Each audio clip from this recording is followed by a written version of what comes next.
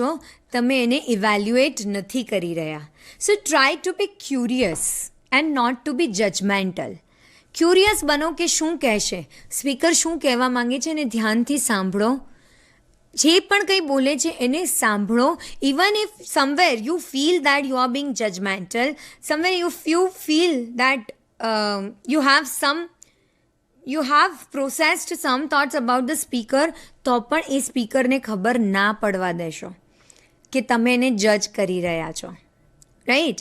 So if you are an active listener, your verbal and non-verbal actions will suggest your understanding. તમે જો એક active listener છો તો તમારા વર્બલ અને નોન વર્બલ એક્શન્સ બંને તમારી અન્ડરસ્ટેન્ડિંગને સજેસ્ટ કરે છે. કેવી રીતે?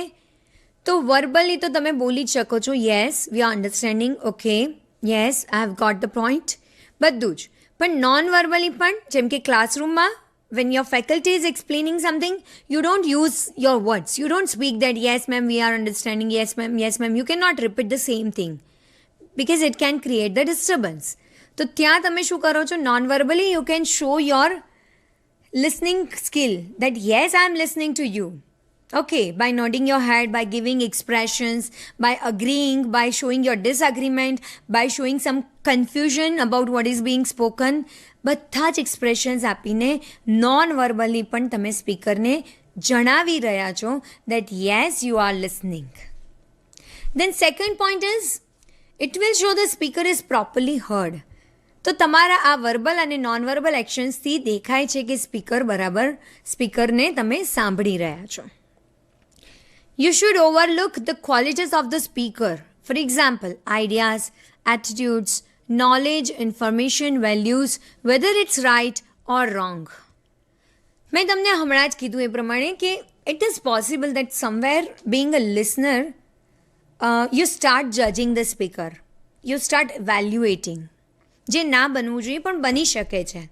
Right? In certain situations it is possible કે તમે એના કન્ટેન્ટ પર એને જજ કરવા લાગો, એના ડ્રેસિંગ પર, અપિયરન્સ પર, ટોપિક પર, ઓર vote ever is being spoken might be incorrect information કે કંઈ પણ છે.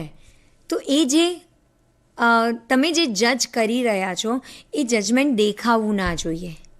Please try to be non evaluative. તમે સ્પીકરને એની જે ક્વોલિટીઝ છે, એની જે કેરેક્ટરિસ્ટિક્સ તમે ઓબ્ઝર્વ કરી રહ્યા છો એને ઓવરલુક કરો, એને ઇગ્નોર કરવાની કોશિશ કરો and try to make them believe that you are listening without judging them. Believe me, આવા લિસનર બનવાથી સ્પીકરના પાર્ટે પણ મોટિવેશન ઘણું મળી શકે છે. And then the next point here is you should not judge the qualities of the speaker. Your behavior should show that you accept the speaker without making any judgement. જે મેં તમને already કીધું એ પ્રમાણે કે તમે કોઈ જજમેન્ટ નથી લઈ રહ્યા, કોઈ પણ જાતના જજમેન્ટ વિના તમે સ્પીકરને સ્વીકારી રહ્યા છો. આ ફિલિંગ તમારી અને સ્પીકરની બંનેની અંદર આવે તો ઓટોમેટિક સ્પીકરનો સ્પીકિંગ સ્કિલ અને લિસનરનો લિસનિંગ સ્કિલ બંને સ્કિલ્સ ફ્લરિશ થવાના ચાન્સ વધી જાય છે. Moving ahead to the next trait of a good listener is paraphrasing. Now what does paraphrasing means? Paraphrase means if you wish to clarify a point, you have to paraphrase the topic of the speaker. To check whether you understood the speaker properly, you can inquire from the speaker. Now, sometimes it happens that when you are listening to someone, you don't understand certain topics or certain matters, right? હવે આ point પર if you would repeatedly ask the questions that sorry I did not understand, what did you say, sorry can you explain it again, sorry I did not understand, I didn't get you. હવે આ ને આ રિપીટેશનથી તમે જો question પૂછશો અને તમે સ્પીકરને repeat કરવાનું કહો છો, then it is not a sign of being a good listener. તો એના કરતાં બેટર ઓપ્શન છે you start paraphrasing the things. Means speaker જે પણ કંઈ બોલ્યો છે એના બોલેલા વર્ડ્સને પેરાફ્રેઝ કરો. I can say that try to restate it. આ પેરાફ્રેઝિંગ કરીને ક્યાંક ને ક્યાંક તમે ક્લેરિફિકેશન જ માંગી રહ્યા છો કે અચ્છા સેન્ટેન્સ સ્ટ્રક્ચર યુઝ કરીને સેમ વસ્તુ ફરીથી તમે ઓબ્ઝર્વ કરીને બોલી રહ્યા છો and the speaker would not feel that you are trying to you are not understanding. The speaker will feel that wow, you have understood the message. So paraphrasing means whatever has been spoken, you are just repeating but using different words, using different sentence structure, and this is how you try to paraphrase the things. What does paraphrase include? Then it includes borrowing ideas from a source. Source is the speaker here. Speaker જે પણ કંઈ બોલી રહ્યું છે એના આઈડિયાઝને સૌથી પહેલાં borrow કરો. Explaining ideas in your own words. પછી એ જ આઈડિયાઝને તમારા પોતાના શબ્દોમાં તમે એક્સપ્લેન કરો. And then including proper citations. Sometimes you can also include proper citations એટલે આ એક્ઝેક્ટલી ક્યાંથી લેવામાં આવ્યું છે, કઈ જગ્યાનું રિલેટેડ ટોપિક છે એ વાતને તમે અહીંયા ઇન્ક્લુડ કરો છો. So paraphrasing includes these 3 points. Now, in paraphrasing, to point out, if you are trying to paraphrase the words which has been spoken, તો તમે કેવા phrases use કરી શકો? You can say, okay, so you mean to say that. Means, speaker જે બોલ્યું છે એના પર જ તમે સામે રિપીટ કરીને કીધું, okay, so you mean to say that means કે તમે આવું કહેવા માંગો છો, right? Do you mean that? તમે આવું કહેવા માંગો છો, right? So, this is how you are just making clarifications of whatever has been spoken. Okay, now while paraphrasing these things, 4 R's are important. First is reword. Reword is replacing any words by using their synonyms. તમે જ્યારે સ્પીકરને પેરાફ્રેઝ કરો છો તો એના બોલાયેલા શબ્દોમાંથી અમુક શબ્દોને તમે રીવર્ડ કરો છો. દેટ મીન્સ કે એના સિનોનિમ્સ યુઝ કરો છો. Then next is rearrange. As I have already mentioned that you can use different structure of the sentence. So can you move some words and phrases around? જે structure example છે કે I am advising you to leave the class now. I am advising you to leave the class now. Now this is what the speaker has spoken. Being a listener, you can paraphrase the same sentence by saying that, okay, so I am advised not to stay here any longer. I am advised not to stay any longer. Now the same sentences have been spoken here. પહેલામાં પણ એ જ કીધું છે અને બીજું sentence પણ same છે, but the structure is different. The words, the synonyms are used. Leave the class ના બદલે not to stay here. Okay, so this is how you can paraphrase. Then the third R is realize. What you should realize here? Some information can't be changed. અમુક વર્ડ્સના synonyms use કર્યા, અમુક structure change કર્યું, that's absolutely fine. But the information which is being shared here, whether it's names, dates, titles or any other important data, then you must realize that they cannot be changed. એને તમે અહીંયા change કરી શકો નહીં. And then the fourth R is recheck. Did you include the important information? Does it make sense? Recheck કરો. કઈ બે વસ્તુને રીચેક કરવાની છે?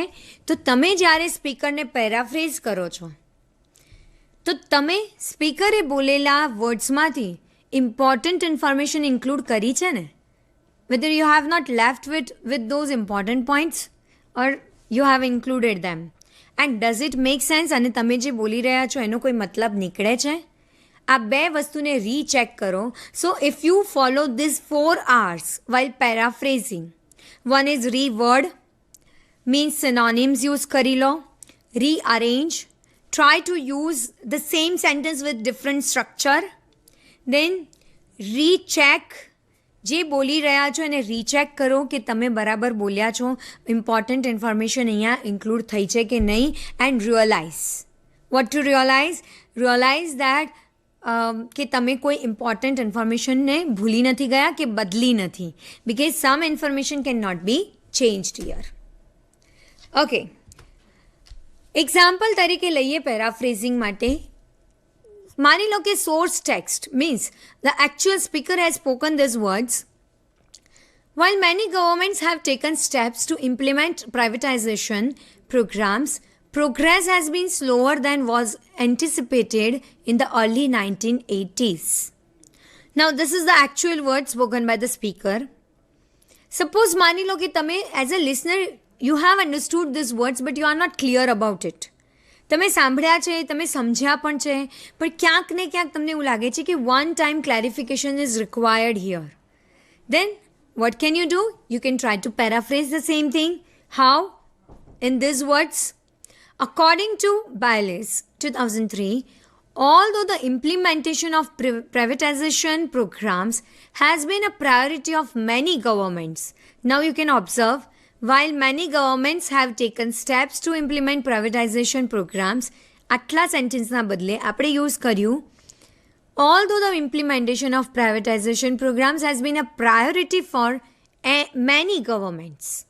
Now, the other part of the sentence, the second part of the sentence is, progress has been slower than was anticipated in the early 1980s.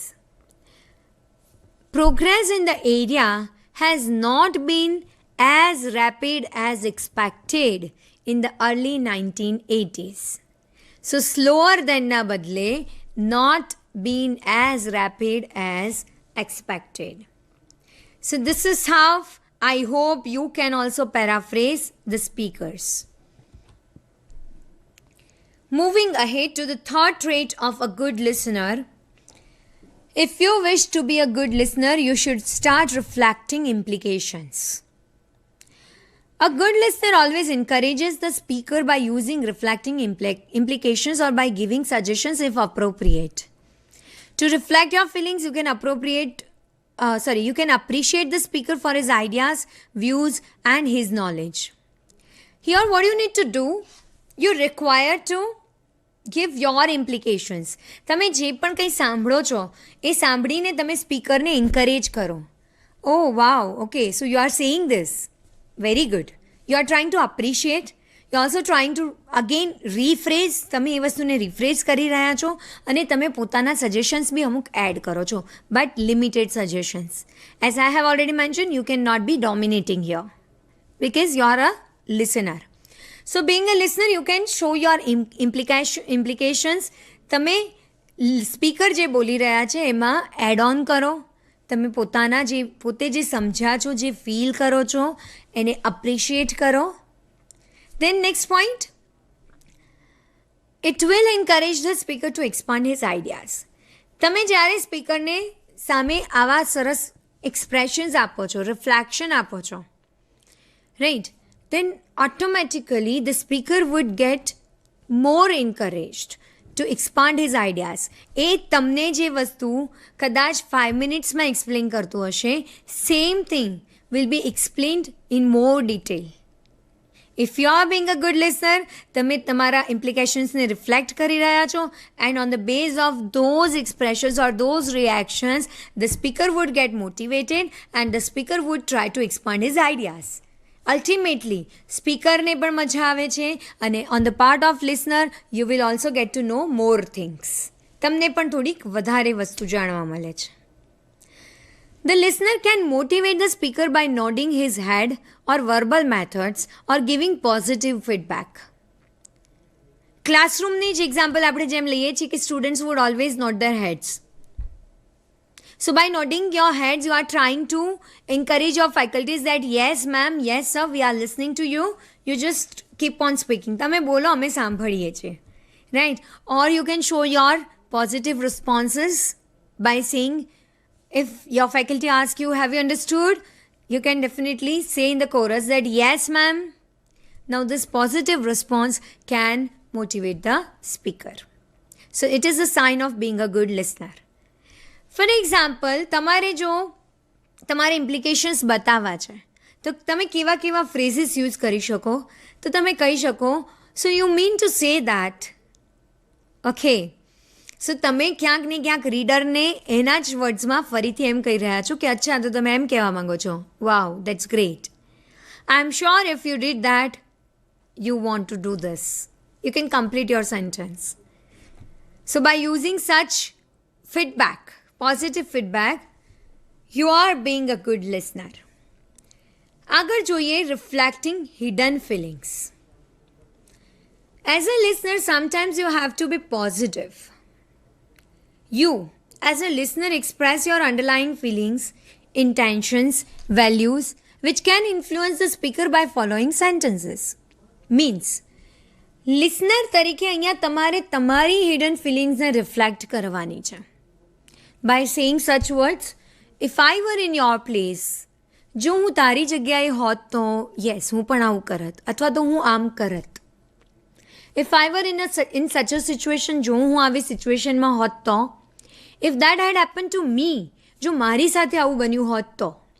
So by using these sentences, you are trying to influence the speaker that yes, you are doing correct, you are speaking correct, don't worry, I am also feeling the same thing.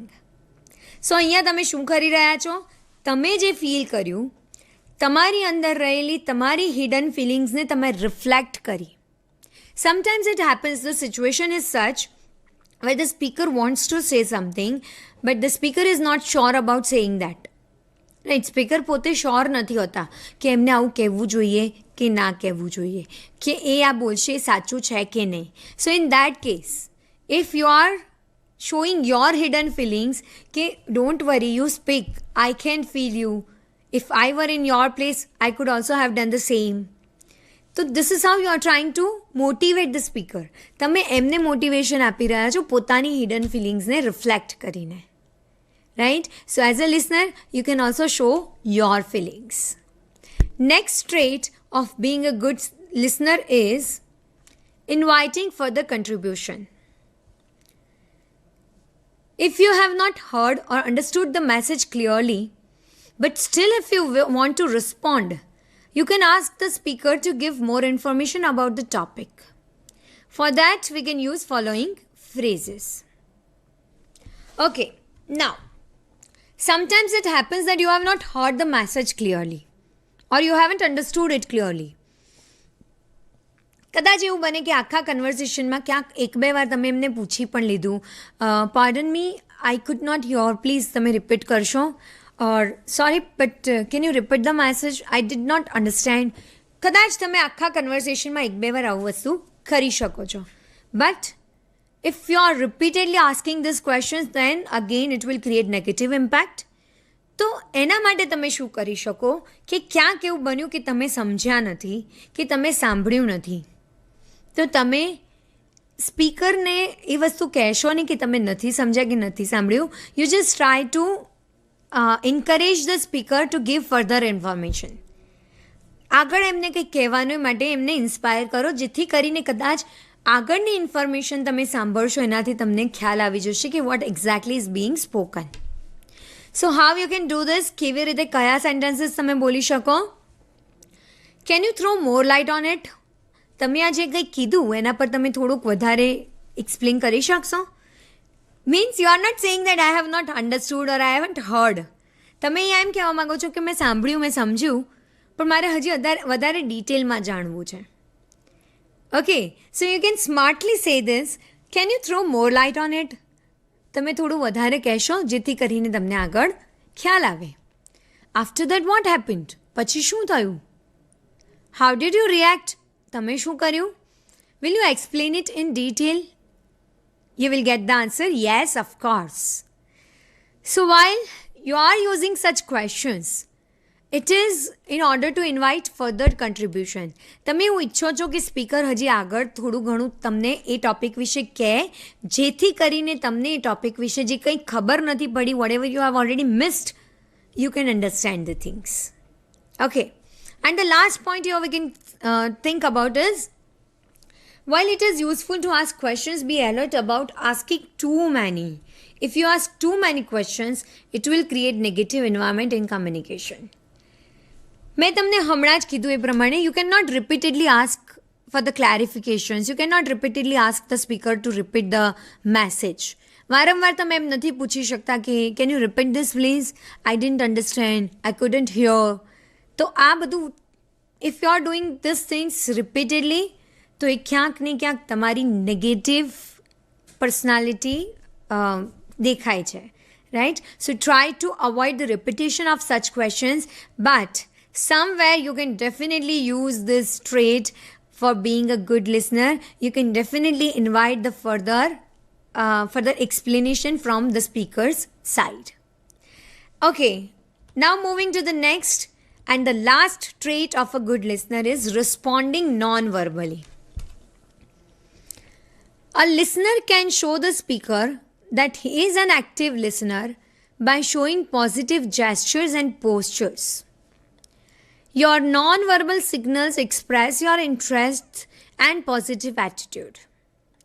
તો આ તમારા non-verbal signals જે છે એમાં તમારી body language, eye contact, postures, gestures, facial expressions આ બધું જ include થાય છે. Now these types of signals reflect trust, interest and understanding. Now, while it's about responding non-verbally, તો વર્બલ રિસ્પોન્સ એવરીવેર પોસિબલ નથી હોતો. જેમ કે ક્લાસરૂમમાં verbal response is not possible. As I have already told you that you cannot repeatedly say that yes ma'am I have understood, yes ma'am I have understood. You cannot repeat this. Okay, તો non verbally સતત તમારે reaction આપી શકાય. Non verbally જેટલું તમે listening power તમારો strong બનાવશો એટલું તમે સ્પીકરને વધારે મોટિવેટ કરો છો બોલવા માટે, and the more you gain at the end of the conversation. Simple example છે, આપણે ઓલરેડી નોડિંગ હેડની વાત કરી કે yes when you do this, when you sit like this, being a listener, little bit leaning forward, થોડું ઘણું આગળ ઝૂકીને, maintaining eye contact, looking at the person, using a mild smile on your face and nodding your head. This will 100% help the speaker to get motivated, to believe that you are listening to the speaker attentively, અને જો listener attentively સાંભળી રહ્યા છે તો speaker પણ એને explain કરી જ રહ્યા છે. On the other hand, if you use negative postures while listening to the person, કોઈ પણ પર્સનને સાંભળતી વખતે તમે જો કોઈ નેગેટિવ પોસ્ચર્સ યુઝ કરો છો, જેમ કે if you are sitting like this, now you might have that misconception in your mind that this is a positive posture. When you cross your arms, it is not a positive posture, right? આજે yes being a child તમને એવું કહેવામાં આવે કે અદબ વાળીને બેસો, then it's a sign of discipline, but that is a different phase. Now at this level, professional level પર હવે જ્યારે તમે આમ કરીને કોઈને સાંભળી રહ્યા છો, this shows a negative impact.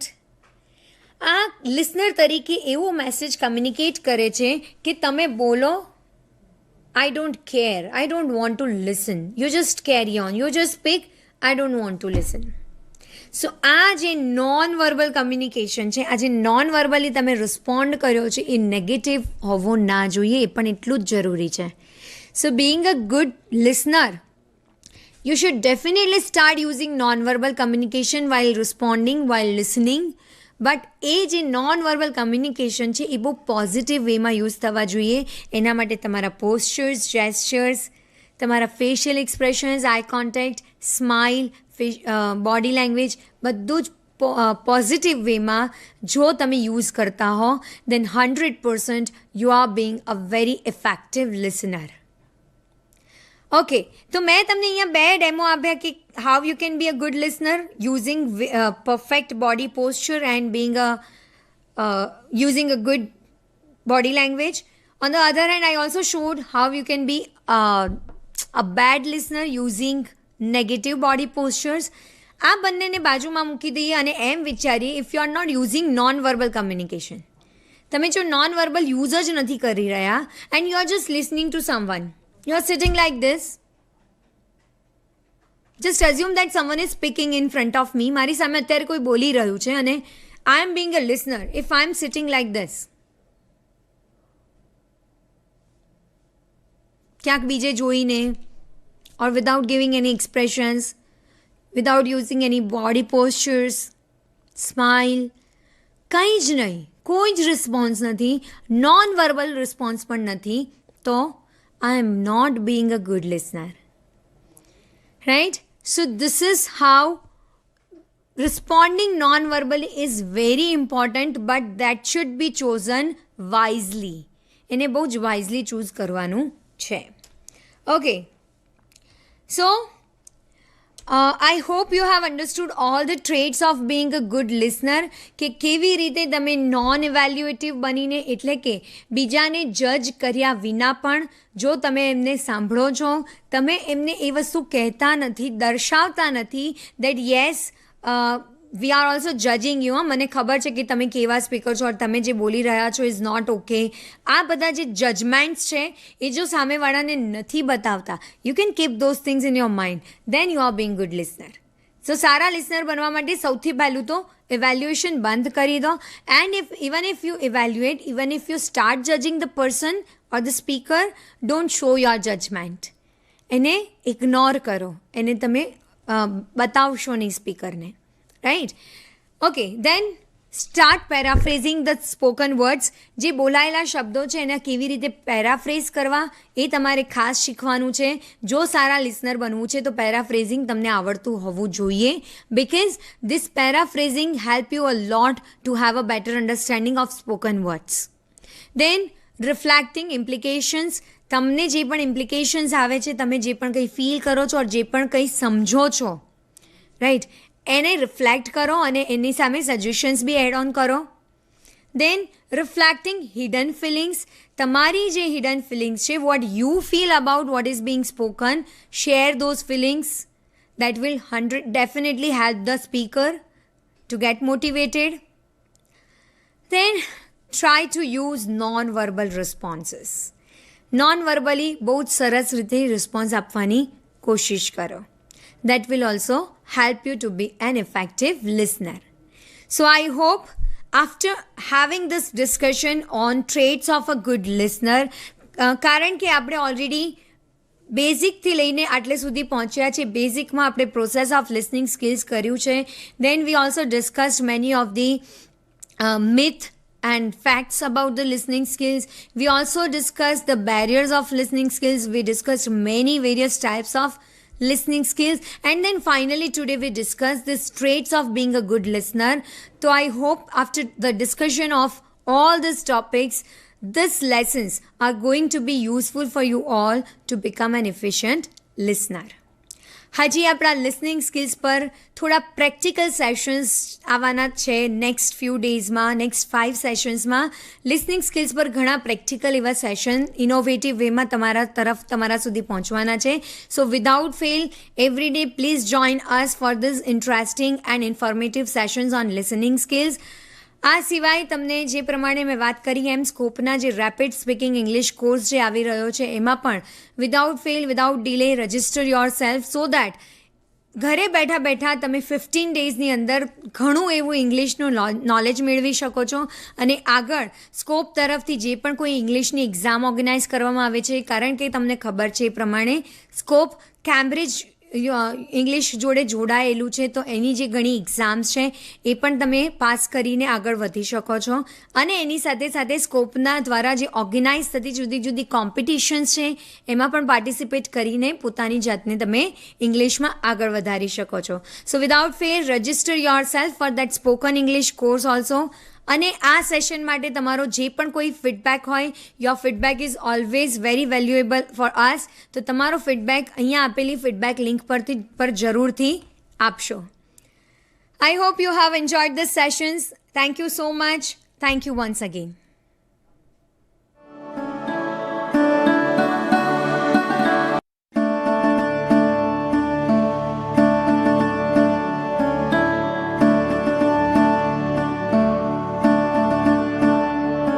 Shweta Navratri પાછળ ગાંડી, 9 દિવસ પહેલેથી છેલ્લે સુધી ગરબા રમે. એના જન્મદિવસ પર જીત કરીને મારી પાસે સ્કૂટરની ગિફ્ટ લીધી, અને એ પણ લાલ કલરનું, એનો ફેવરિટ કલર. નવરાત્રીમાં રોજ નવી હેરસ્ટાઈલ, અને કહે કે પપ્પા હેરસ્ટાઈલ ના બગડવી જોઈએ. હેરસ્ટાઈલ બગડે નહીં એટલે હેલ્મેટ ના પહેર્યું. અને અમારા બધાનું જીવન બગડી ગયું હંમેશ માટે.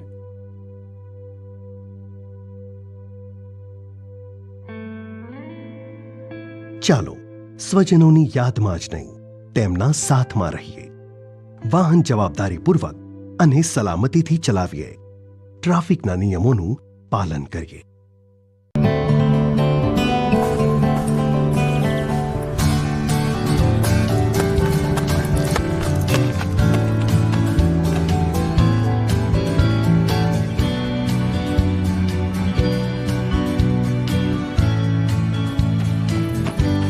અરે સરિતા બેટા, તારે લગનમાં નથી આવવું? ચાલ, આવવું હોય તો ચડી જા ટ્રેક્ટરમાં. તમે આ ટ્રેક્ટરમાં ક્યાં જાઓ છો? આ ટ્રેક્ટર તો સામાનની હેરફેર માટે છે. અરે બેટા, બસ અને ગાડીઓ એ બધું તો શહેરમાં, આપણા ગામડામાં તો આ જ આપણું વાહન. પણ કાકા, તમને ખબર છે કે મુસાફરી માટે ટેમ્પો, ટ્રેક્ટર કે ટ્રકનો ઉપયોગ ગેરકાયદેસર છે. હજી ગયા મહિને જ ટ્રેક્ટરમાં લગનમાં જતા લોકોને અકસ્માત નડ્યો હતો. તેમાં કેટલા બધા મૃત્યુ પામ્યા હતા અને ઘણાને ઈજા થઈ. હવે ગામે ગામ બસની સુવિધા છે જ, અને આપણા ગામમાં પણ નિયમિત બસ આવે જ છે ને. તો પછી શા માટે ટ્રેક્ટરમાં મુસાફરી કરી બધાનો જીવ જોખમમાં નાખવાનો? બસ અને બીજા વાહનોમાં મુસાફરી આરામદાયક હોય અને સુરક્ષિત પણ હોય. બેટા, તારી વાત 100% સાચી છે, પણ અમે તો આવું ક્યારે વિચાર્યું જ નહોતું. હવે તારે ટ્રેક્ટરમાં ચડવાની જરૂર નથી, પણ અમે જ બધા ટ્રેક્ટરમાંથી ઉતરીએ છીએ. ચાલો ચાલો બધા નીચે ઉતરો. હવે આપણે સૌ 8 વાગ્યાની બસમાં સૌ સાથે મળીને જઈશું. યાદ રાખો, ટ્રેક્ટર, ટેમ્પો, ટ્રક કે આ પ્રકારના અન્ય માલવાહક વાહનનો ઉપયોગ ક્યારેય મુસાફરી માટે ન કરશો.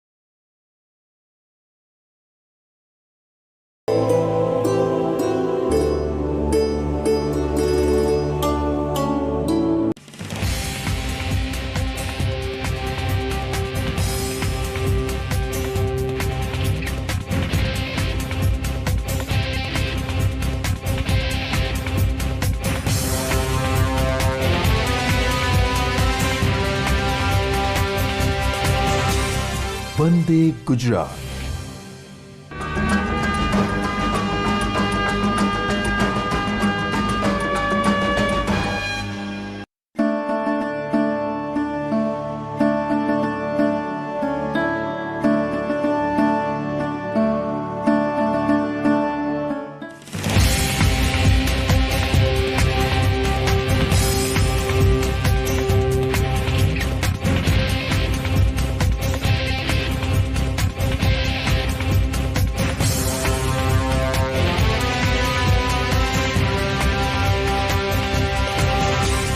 વંદે ગુજરાત.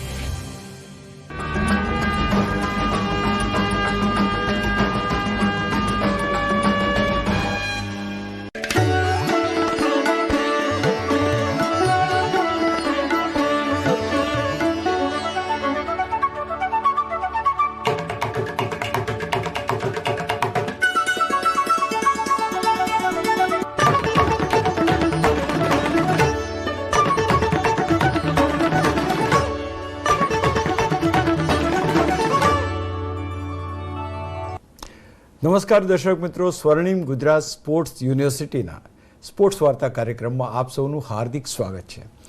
સ્કૂબા ડાઇવિંગ વિશે આપણે વાત કરી રહ્યા છીએ. એક સાહસિક રમત છે.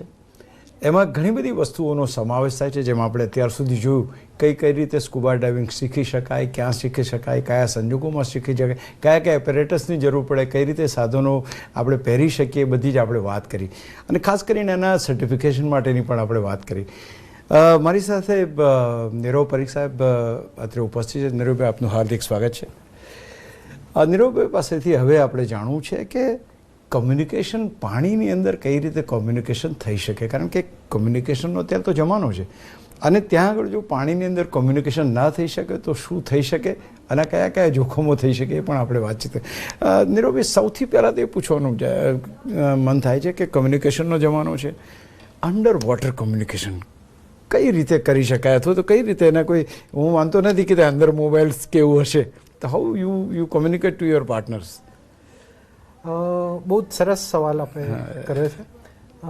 પાણીની અંદર ગયા પછી તમે બોબડા થઈ જવાનું. હા, દસો મોઢેથી શ્વાસ લેવાનો છે, કન્ટિન્યુઅસ આંખોથી જોવાનું છે. કમ્યુનિકેશન પહેલાંના જમાનામાં જ્યારે ભાષા નથી ત્યારે સાઇન લેંગ્વેજથી થતી હતી. ઓકે. એ જ વસ્તુ સાઇન લેંગ્વેજથી આપણે પાણીની અંદર, મુખ્ય સાઇન લેંગ્વેજીસ જે પાણીની અંદર નીચે જતી વખતે જેમ અત્યારે તમે આપ જોઈ રહ્યા છો કે ધીરે ધીરે નીચે જતા નાક દબાઈ, કાન ફોડી અને ઇક્વિલાઇઝ કરતાં કરતાં, હવા કાઢતા કાઢતા, કાનને બેલેન્સ કરતાં કરતાં નીચે જઈ રહ્યા છે. હવે આ કલા કૌશલ્ય જે છે, અને બડી એક બડી બીજા બડીને જોઈ રહ્યો છે, એના હવે ધીરે ધીરે પગ ચલાવી અને આગળ વધી રહ્યા છે. એટલે આ બધું કરતાં કરતાં, આ બધી જલ ક્રીડા કરતાં કરતાં કમ્યુનિકેશન જે છે એ આ ઓકે સાઇન છે. Right right. આ નોટ ઓકે સાઇન છે. Right right. પછી મારો શ્વાસ એ ચડે છે, મને ઠંડી લાગે છે. Okay okay. મારા મગજમાં કઈ તકલીફ, માથું દુખે છે, મારા કાન દુખે છે. Okay okay. પછી આ ઓકે જે છે એ ઓકે આવી રીતે માથા ઉપર હાથ રાખી અને બી ઓકે સાઇન કહેવાય છે. પછી તમારે ધારો કે તમને એવું લાગતું હોય કે તમારા ટેન્કમાં હવા ઓછી થઈ ગઈ છે, આ તો 30-40 ફૂટ નીચે હોય ત્યારની વાત છે. બરાબર. રાઈટ. 5-10 ફૂટ ઉપર હોય તો તમે તરત જ ઉપર આવી શકો. ઉપર આવી જાઓ. કારણ કે તમે જ્યારે 40 ફૂટ નીચે દરિયામાં કે પાણીની અંદર હોવ અને તમારું હવા ઓછી થઈ ગઈ અથવા તો ખલાસ થઈ ગઈ, આવી આપતકાલીન સિચ્યુએશનની અંદર તમારે બડીને કહેવા માટે, એમ જેમ અગાઉ આપણે વાત કરી કે તમારા બડી અને તમે બંને એકબીજાને જોતા રહી શકો એવી રીતે ડાઇવિંગ કરવાની છે. અચ્છા, મીન્સ તમારે અલગ તો જવાનું નથી? અલગ તો જવાનું જ નથી. Okay okay okay. આ તો પેલું તમને કઈ પ્રોબ્લેમ થાય અને તમને જોવા વાળું કોઈ, તમને તપાસ કરવા વાળું હોય જ નહીં જોડે નીચે, તો બરાબર છે. તો એવી સિચ્યુએશન ક્રિએટ કરવાની નથી. પણ એની સૌથી પહેલા તો આપતકાલીન સિચ્યુએશન ક્રિએટ કરવાની નથી. એવી પરિસ્થિતિ ઊભી ન થાય. ઓકે. પહેલા તો પ્રિકોશનથી શરૂ થશે. અને ધારો કે થાય તો શું કરવાનું? Right right. એની અંદર મદદ કેવી રીતે આપવી અને મદદ કેવી રીતે લેવી, જેમ પહેલા આપણે કહ્યું એમ કે કમ્યુનિકેશન, પહેલા તો કમ્યુનિકેટ થવું જોઈએ. રાઈટ. કે ભાઈ તમારા સાથી જૂથમાં અથવા તો તમારા બડી ડાઈવર જે હોય અથવા તો તમારો જે સુપરવાઇઝર હોય એને ખબર હોવી જોઈએ કે ભાઈ શું પરિસ્થિતિ નિર્માણ થઈ છે, અને શું આપતકાલીન પરિસ્થિતિ, અને એ આપતકાલીન પરિસ્થિતિઓ જેટલી બી છે એ ટ્રેનિંગ દરમિયાન તમારે મદદ કેવી રીતે લેવી એ પહેલાં શીખવાનું છે. Right right. તમને હવા નથી આવતી એટલે પેનિકી થઈને હું તમને સીધો પકડી જ લેવાનો છું. ઓકે. હા, એ તમારા અને તમને ડિસ્ટર્બ કરી અને ઉપર જવા ટ્રાય કરવાનું છે. એટલે મદદ કેવી રીતે આપવી એ પ્રશિક્ષકે શીખવાનું છે, બડીએ શીખવાનું છે. અને મદદ કેવી રીતે લેવી, પહેલાં તો કમ્યુનિકેશન કે ભાઈ આ આપતકાલીન સિચ્યુએશન થઈ રહી છે, એના પૂર્વ એંધાણો મને આવી રહ્યા છે, એટલા માટે હવા ખલાસ થતાં પહેલાં જેમ તમને દબાણ ઓછું આવે કે ભાઈ આ ટેન્ક જે છે એ એવી રીતે ડિઝાઇન થયેલી છે કે ગોળાઈ હોય, ગોળાઈમાં જેમ જેમ હવા ઓછી થતી જાય ને એમ તમારું પ્રેશર ઓછું થતું જશે. હા, બરાબર, રાઈટ રાઈટ. એટલે એ પ્રેશર કેવી રીતે ઓછું થાય છે એ તમારે પુલની અંદર પહેલા ટ્રેનિંગ દરમિયાન એનો અનુભવ કરવાનો છે. Okay okay. એ અનુભવ દરમિયાન તમને ખબર પડશે કે હવા કેવી રીતે ધીરે ધીરે ઓછી થાય છે અને પ્રેશર મોઢામાં તમે જે હવા લો છો એમાં કેવી રીતે ઓછું થાય છે. Okay okay.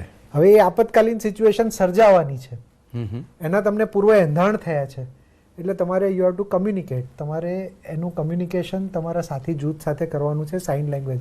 ભાઈ આ રીતે હાથથી તમારે બતાવવાનું છે કે ભાઈ મારું હવા જે છે એ ઓછી થતી જાય છે, બરોબર છે, આઉટ ઓફ એર, મારી હવા પૂરી થઈ ગઈ, ખલાસ થઈ ગઈ, ભાઈ તું મને આવીને બચાવ.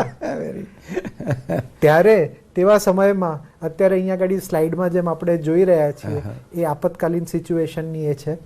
અને આપતકાલીન સિચ્યુએશનની અંદર તમને ચશ્મામાંથી, ધારો કે ચશ્મામાં પાણી ઘૂસી ગયું, તો ચશ્મામાંથી પાણી કેવી રીતે કાઢવું એનું પ્રશિક્ષણ આપણે લેવાનું છે. ઓકે. આમાં સિમ્પલ નાકથી તમે શ્વાસ કાઢો ને એટલે પાણી નીકળી જશે. ઓકે. એ ઉપર અહીંયા આગળ દબાઈ અને આ થર્ડ સ્ટેજની અંદર પાણી ક્લિયર થઈ રિલીઝ થઈ જાય છે, રાઈટ. ધારો કે ચશ્માની અંદર ફોગ આવી ગયું, કારણ કે 10-15 મિનિટ તમે પાણીની અંદર જ્યારે રહેશો ત્યારે નાકથી શ્વાસ તમે અવશ્ય કાઢવાના છો કોઈક વખત ભૂલથી, તો એના કારણે ચશ્મા અંદર ફોગ થઈ જવાના. એના માટે કંઈ તમારે 30 ફૂટ ઉપર આવી ચશ્મા સાફ કરીને પાછું નીચે નથી જવાનું. ઓબ્વિયસ. નીચે નીચે ને નીચે જ ચશ્મા કાઢી અંદર ફોગ બધું સાફ કરી અને ચશ્મા પાછા પહેરી લેવાની. આ 3 સ્ટેજ છે. એ 3 સ્ટેજનું પ્રશિક્ષણ તમારે જરૂરી છે.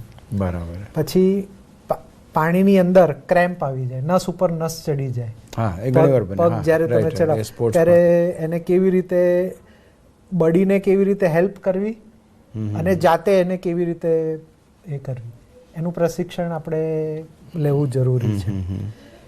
આખી કિટ પાણીની અંદર પહેરી અને કાઢવી. આપતકાલીન સિચ્યુએશનમાં કિટ કાઢીને ઉપર આવતા રહેવું હોય તો બી આ પ્રશિક્ષણ દરમિયાન એ કરવું જરૂરી છે. અચ્છા, એટલે એ પણ એક તમારી પાસે ઓપ્શન છે કે તમે એવું તો ત્યાંથી બધું એ કરીને you to come out. Yes. પણ આજે તમે મને એક વાત કીધી કે તમે ધારો કે કંઈ પ્રોબ્લેમ થાય ને તમે બડીને સીધું પકડીને એને તમારી તરફ ખેંચો ને એનું પણ બધું ડિસ્ટર્બ કરી નાખો.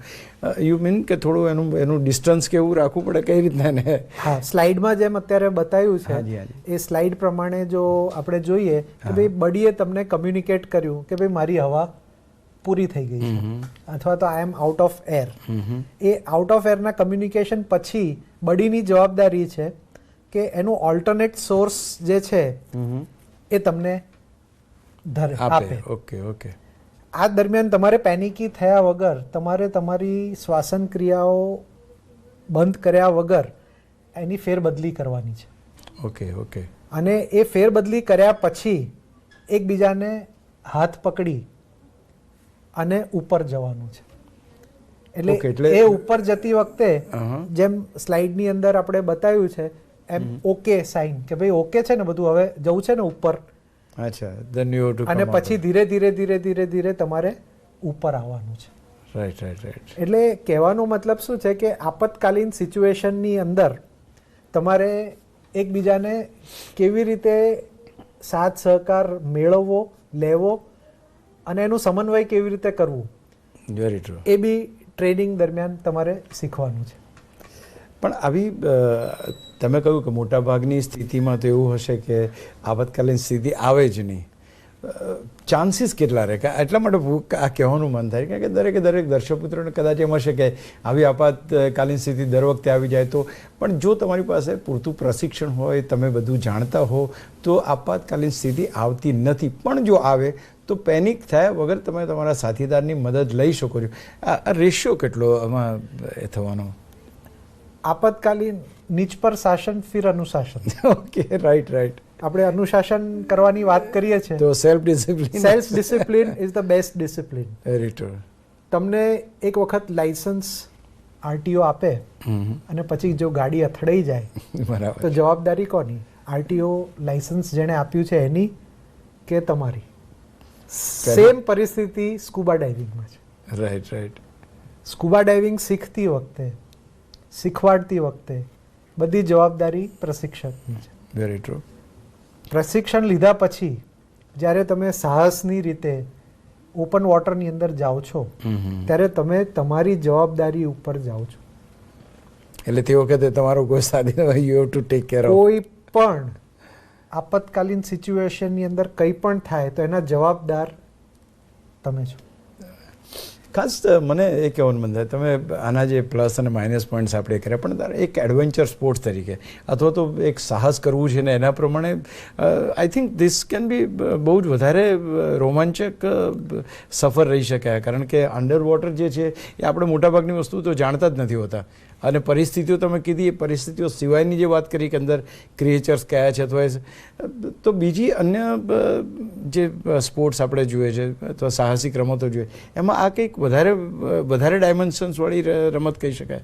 એટલા માટે આ એડવેન્ચર સ્પોર્ટ્સ કરતાં આ રિયલ સ્કૂબા ડાઇવિંગને હું એક રિયલ એડવેન્ચર કહીશ. હા, રાઈટ. પ્રશિક્ષણ જ્યારે તમે લો છો ત્યારે એડવેન્ચર સ્પોર્ટ્સનું પ્રશિક્ષણ લો છો, બરાબર. પણ જ્યારે ઓપન વોટરની અંદર તમે જ્યારે ડાઇવિંગ કરવા માટે જાઓ છો ત્યારે આ સાહસ છે, સ્પોર્ટ્સ નથી. અચ્છા, દેન ઇટ્સ અ સાહસ, સ્પોર્ટ્સ નથી. પણ આપણે શરૂઆત સ્પોર્ટ્સ તરીકે થાય છે. હા. પણ જ્યારે તમે આજે હું દરિયાની અંદર જાઉં છું તો હું મારા સેલ્ફ અંડરટેકિંગ ઉપર જાઉં છું કે ભાઈ કોઈ પણ આપતકાલીન કંઈ પણ થાય તો એનો જવાબદાર હું પોતે જ છું, અને એના માટે અને કોઈ જવાબદારી ના લે. ઓબ્વિયસલી તમે લાખ રૂપિયા આપો તો બી કોઈ જવાબદારી ના. સ્પોર્ટ્સ અને બેઝિકલી ઇટ્સ તમે જે લર્નિંગ કર્યું એના કરતાં વિપરીત સ્થિતિમાં તો કોઈ કંઈ ના કરી શકે. એટલે કહેવાનો મતલબ શું છે કે દર્શક મિત્રો, આ સ્પોર્ટ્સ જે છે એને ટ્રેનિંગ દરમિયાન તમે એક રોમાંચક રીતે એડવેન્ચર સ્પોર્ટ્સની રીતે તમે એને લો, અને પછી એને એપ્લાઇડ રિસર્ચ અને સિટીઝન સાયન્સ તરીકે એના અભ્યાસ માટે અથવા તો એક જિજ્ઞાસા વૃત્તિને લઈ અને તમે કોઈ બી પાણીની અંદર ડાઇવિંગ જ્યારે કરવા જાઓ ત્યારે એને એડવેન્ચર રીતે લેવાય છે, આંતરરાષ્ટ્રીય રીતે, જેમાં કોઈ પણ પ્રકારની આપતકાલીન સિચ્યુએશન ક્રિએટ ના થાય એના માટે તમે પોતે જ જવાબદાર છો. અચ્છા, એક બીજું મને અગત્યનું એ થાય છે કે સર્વિસ ટુ ધ સોસાયટી, એટલે કે કંઈક આપણે નવું કરીએ ને what we can give it to the society, અથવા તો નોલેજ પોઈન્ટ ઓફ વ્યૂ તમે જુઓ, રિસર્ચ પોઈન્ટ ઓફ વ્યૂ તમે જુઓ, તો શું એક સ્કૂબા ડાઈવર જે હોય અથવા તો એ જે એક્સપ્લોર કરી શકે સોસાયટીને શું એ આપી શકે? What he conveys to them? સાહસ કન્વે કરે છે, એક્સપ્લોરેશન કન્વે કરે છે, શું કન્વે કરે છે? આનો વિકાસ જે સ્કૂબા ડાઇવિંગનો વિકાસ જે ઇતિહાસની અંદર જો જોઈએ તો જેનો વિકાસ થયો છે એ એક કાર્ય પદ્ધતિ, એક કામગીરી કરવા માટે થયો છે કે ભાઈ પાણીની અંદર કશું પડી ગયું તો ગોતાખોરને બોલાવો, પાણીની અંદરથી એ કાઢી લાવશો. રાઈટ. એમાં વજન તો ઉચકીને તમારે લાવવાનું નથી, બહુ તો તમે નીચે જાઓ, દોરડા લઈ જાઓ, એને બાંધો અને પછી બહાર તમે ખેંચી લો. આ એવી એક પ્રકારની રેસ્ક્યુ ઓપરેશનની કામગીરી માટે સ્કૂબા ડાઇવિંગનો ઉપયોગ થતો હોય છે. પછી સ્કૂબા ડાઇવિંગનો ઉપયોગ જળચર પ્રાણીઓ અને જળચર સૃષ્ટિના અભ્યાસ માટે થતો હોય છે, અને ખાસ કરીને જે જહાજ ડૂબી ગયા હોય ભૂતકાળની અંદર, જે જહાજ ડૂબી ગયા હોય એ જહાજના અવલોકન માટે, સંશોધન માટે, અને નીચે પાણીની અંદર જે ગેસ વેલ્ડિંગ અને એવી બધી એ કરી અને એ બધો માલ મલબો બહાર કાઢવા માટે ગોતાખોરીનો પ્રોફેશન એઝ અ પ્રોફેશનલ એ વધારે. કારણ કે હા, એ જ હું કહું, કારણ કે ઘણા બધા બોટ્સ છે અથવા તો સ્ટીમર્સ છે અથવા તો જે મોટી મોટી નીચે જતી રહી હોય તો કાં તો કદાચ એની પરિસ્થિતિઓ શું થાય, કઈ પરિસ્થિતિમાં ડૂબી ગઈ, કઈ રીતના થાય, I think that is also એના સંશોધન માટે ગોતાખોરી અને એનો એક બહુ જ વિશાળ એ છે. ગોતાખોરીના એની અંદર ગોતાખોરીનો પગાર જે છે એ ઓછામાં ઓછો 60,000થી લઈ અને 4-4.5 લાખ રૂપિયા સુધીનો ગોતાખોરોનો પગાર. ઓબ્વિયસલી, કારણ કે એડવેન્ચર છે એની અંદર, પ્લસ એની અંદર કામ કરવાનું છે તમારે, પ્લસ એની અંદરથી જે તમારું અલ્ટિમેટ ગોલ છે કે wanted to bring out something, તો એ પણ કરવાનું છે. આપણે બધું જ એ કર્યા પછી ધારો કે આપણે એમ્પ્લોયમેન્ટ પોઈન્ટ ઓફ વ્યૂ જોઈએ, જેમ તમે કહ્યું એ પ્રમાણે, એવી શક્યતાઓ કઈ કઈ ચકાસે કે કઈ કઈ જગ્યાએ આ વસ્તુનો ઉપયોગ થઈ શકે પોઝિટિવલી? ધારો કે આપણે એટલા માટે કહીએ છીએ કે ધારો કે આ કોઈ સ્પોર્ટ્સ એઝ અ કેરિયર લીધી, એક તો એઝ અ કેરિયર લેવાય કે કેમ, અથવા તો એ સ્પોર્ટ્સને કઈ રીતના આપણે એક રોજગારીની દ્રષ્ટિએ એ કરી શકીએ? મરીન બાયોડાયવર્સિટી રિસર્ચ, નેવી, પછી આર્કિયોલોજી ડિપાર્ટમેન્ટ, પછી rescue operation, fire and safety department, આવા અનેક ડિપાર્ટમેન્ટોને ગોતાખોરોની જરૂર હોય છે. Okay okay okay. એટલે એડવેન્ચર સ્પોર્ટ્સ તરીકે તમે અત્યારે શરૂઆત કરો અને પછી આવતા સમયમાં તમારે જો એને એક વ્યવસાય તરીકે લેવું હોય તો વિશાળ તકો સ્કુબા ડાઇવિંગ સાથે રહેલી. તમે ખાસ આપણે સર્ટિફિકેશનની વાત થઈ કે ભાઈ અત્યારે અહીંયા એટલા બધા એ નથી, પણ ઇન્ટરનેશનલ સંસ્થાઓ તો હશે જ કે જે સર્ટિફિકેશન કરી શકે અને they can give the licence. હાજી, આપણે જેમ કહ્યું, હવે મારી પાસે કેનેડામાં ડાઇવિંગ કરવાનું લાયસન્સ હોય અને એ લાયસન્સ લઈને હું ગુજરાતમાં ડાઇવિંગ કરું તો એ ચાલે?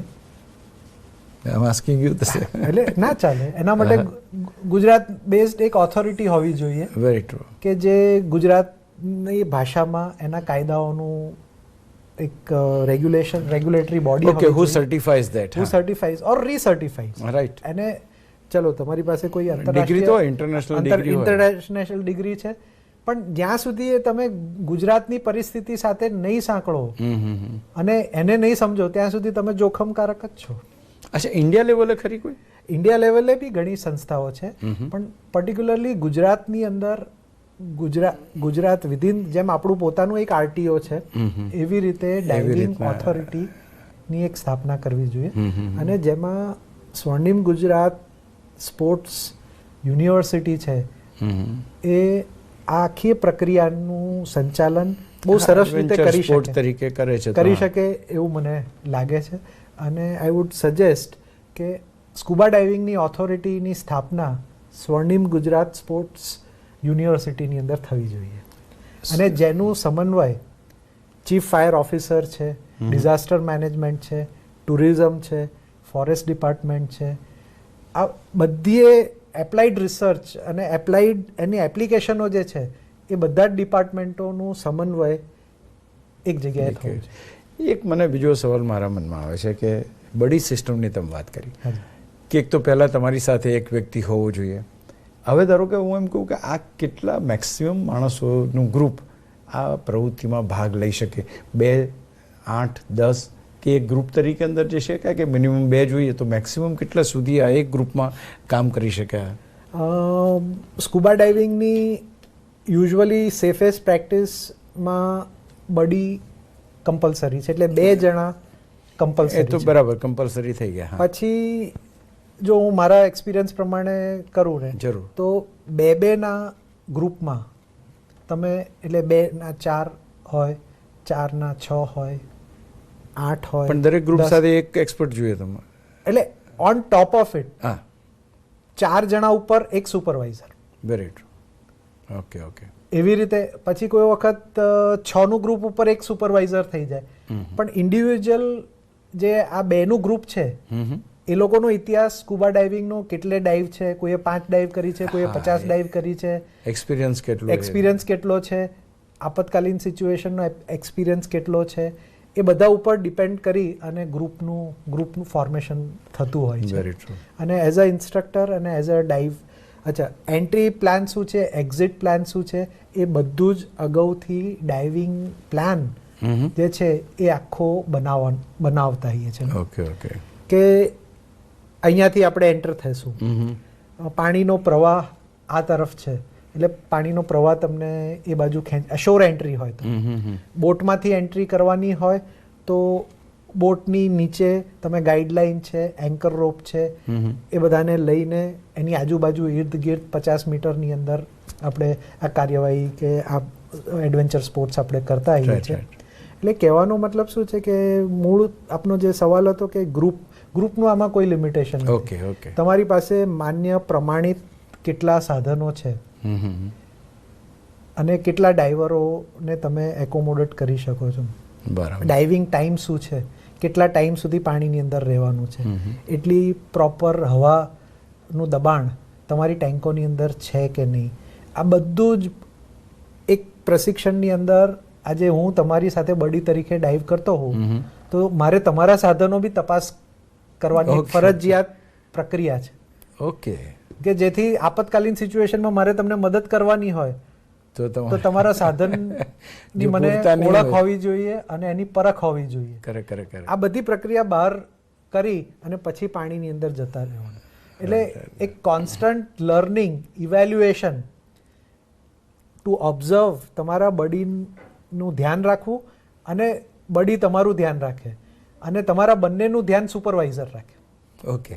ત્યારે સેફલી તમે diving adventure.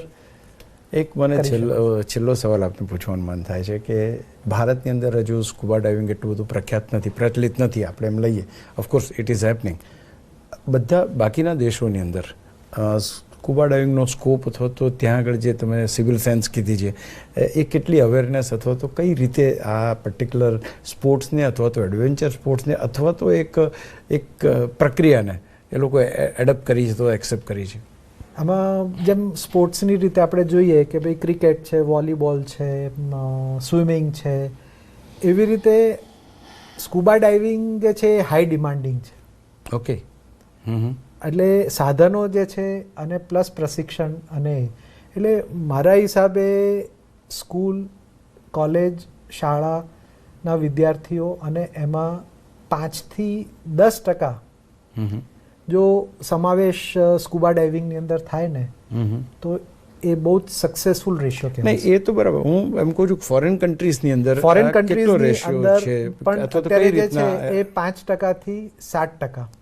So it is developing, means they are taking this as a very positive way. હા, 5 થી 7% સ્કુબા ડાઇવિંગને લોકો પ્રાધાન્ય આપે છે ફોરેનની અંદર. રાઈટ. એના માટે પણ એ પણ જરૂરી કે દરિયા કિનારો કે બધું હોવું બી જરૂરી છે. હા, દરિયા કિનારો છે, લેક્સ છે, આપણે તળાવો છે, માઇન પિટ્સ છે.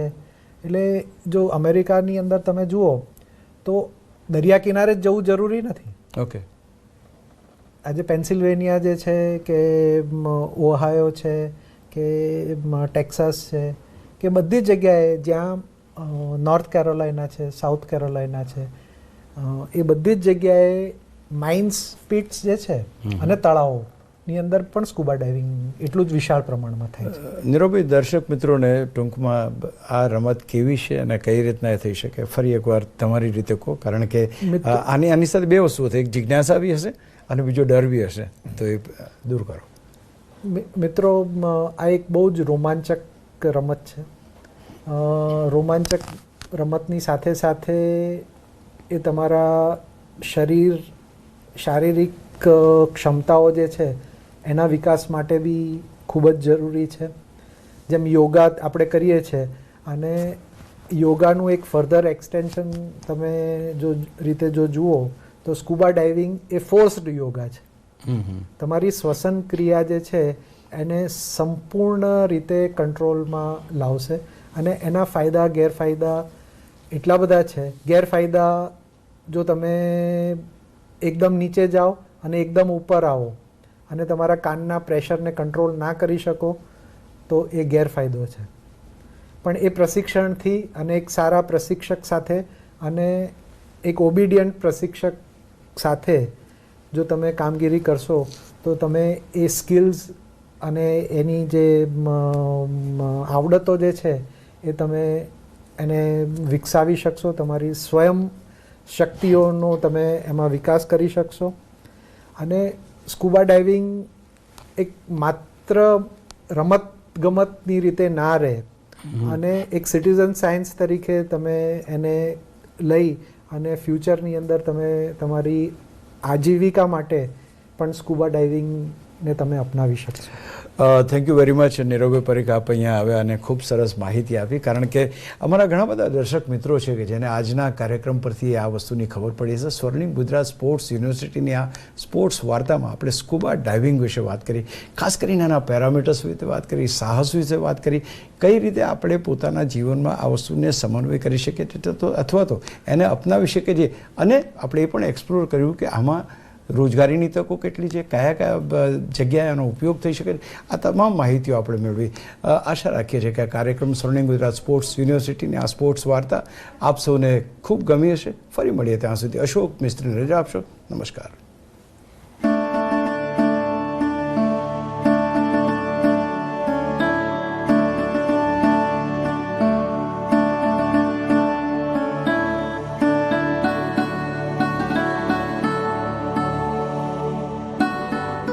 પ્રતિભા ધરાવતા ખેલાડીઓના ઉત્કર્ષ અને કારકિર્દી ઘડતર માટે કટિબદ્ધ રાજ્ય સરકારની વધુ એક કાર્યરત સંસ્થા છે સ્વર્ણિમ ગુજરાત સ્પોર્ટ્સ યુનિવર્સિટી, ગાંધીનગર. આ university international association of physical education and sports યુનિવર્સિટીની મેમ્બરશિપ મેળવનારી ભારતની પ્રથમ યુનિવર્સિટી છે. આ યુનિવર્સિટીએ Kazakh academy for sports and tourism તથા Lesgaft national state university for physical education, sports and health, Saint Petersburg, Russia સાથે પ્રવૈધક સહયોગ કરી રમત વિજ્ઞાનમાં સંશોધન અને તાલીમ ક્ષેત્રે આંતરરાષ્ટ્રીય સહયોગ મેળવવા પદાર્પણ કરેલ છે. કોઈ પણ રમતમાં કારકિર્દી ઘડતર અને નોંધનીય સફળતા મેળવવા માટે કુદરતી પ્રતિભા જેટલા જ મહત્વના છે તાલીમ અને માર્ગદર્શન.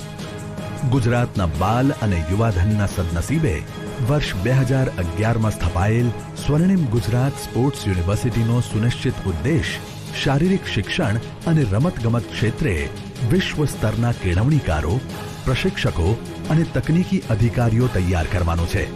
શારીરિક શિક્ષણના ડિગ્રી અને ડિપ્લોમા અભ્યાસક્રમો ચલાવતી સ્પોર્ટ્સ યુનિવર્સિટી સાથે ગુજરાતના વિવિધ શહેરોની 8 કોલેજો જોડાયેલી છે. સ્વર્ણિમ ગુજરાત સ્પોર્ટ્સ યુનિવર્સિટીમાં 6 મહત્વપૂર્ણ વિભાગો કાર્યરત છે.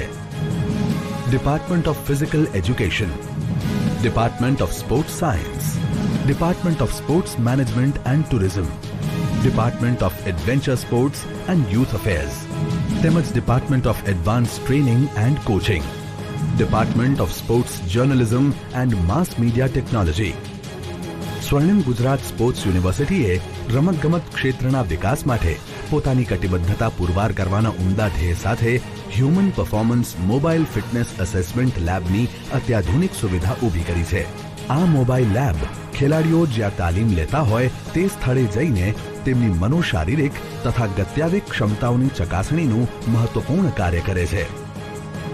સ્વર્ણિમ ગુજરાત સ્પોર્ટ્સ યુનિવર્સિટીની સિદ્ધિઓ. ભારતમાં પ્રથમવાર યુનિવર્સિટી વિદ્યાર્થીઓને સ્પોર્ટ્સ પરફોર્મન્સ એનાલિસિસ સોફ્ટવેરની તજજ્ઞો દ્વારા તાલીમ આપવામાં આવી. સ્વર્ણિમ ગુજરાત સ્પોર્ટ્સ યુનિવર્સિટીના department of advance training and coaching તથા સ્પોર્ટ્સ ઓથોરિટી ઓફ ગુજરાતના કોચિસ માટે સ્પોર્ટ્સ પરફોર્મન્સ એનાલિસિસ સોફ્ટવેર વર્કશોપનું આયોજન. ચીનની capital university of physical education and sports, પોલેન્ડની Joseph Pilsudski university of physical education અને રશિયાની Ural state university of physical culture તરફથી પ્રવૈધક સહયોગ માટે આમંત્રણ.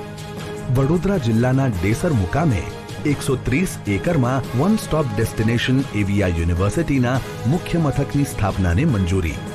ગુજરાત સરકારની શક્તિદૂત યોજના માટે પસંદ થયેલા ખેલાડીઓના my diet and my exercise test કાર્યક્રમ અંતર્ગત ડીએનએ ટેસ્ટ દ્વારા દરેક ખેલાડીની જેનેટિક પ્રોફાઇલ તૈયાર કરવાની ઉત્કૃષ્ટ કામગીરી. આ વૈજ્ઞાનિક અભિગમથી જે તે ખેલાડીમાં રહેલી આનુવંશિક ક્ષમતાથી તે ખેલાડી માટેની સુયોગ્ય રમત, ખોરાક, કસરત પેટર્ન અને તાલીમ નક્કી કરી ખેલાડીના પ્રદર્શનમાં અનેક ગણો સુધારો કરી શકાય છે. સાથે સાથે રમત દરમિયાન થઈ શકતી સંભવિત ઈજાનું અનુમાન થઈ શકતું હોવાથી ખેલાડી અને તેના માર્ગદર્શકને પૂર્વ સૂચન કરી શકાય છે. સ્વર્ણિમ ગુજરાત સ્પોર્ટ્સ યુનિવર્સિટી અને સ્પોર્ટ્સ ઓથોરિટી ઓફ ગુજરાતના વૈજ્ઞાનિક અભિગમ સાથેના અવિરત પ્રયત્નો અને રાજ્ય સરકારના પરિણામલક્ષી પીઠબળથી ભવિષ્યમાં ગુજરાતના ખેલાડીઓ રાજ્ય અને દેશનું નામ વધુ રોશન કરશે એમાં કોઈ બેમત નથી.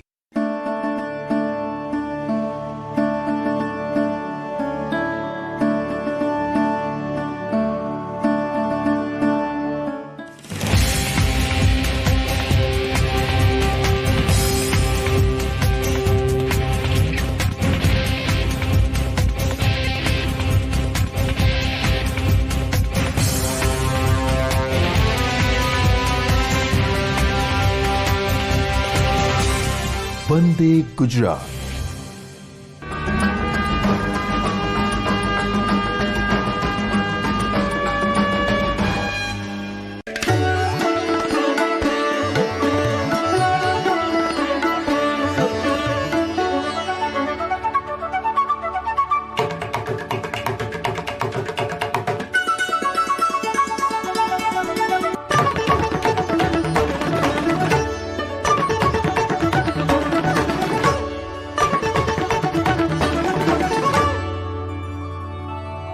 Hello friends, welcome to yet another interesting and very special episode of Sports Varta. As you know, Sports Varta is a series of programs that we have been making on the theme of sports, and this episode is special because we have a panel of very special guests along with us today.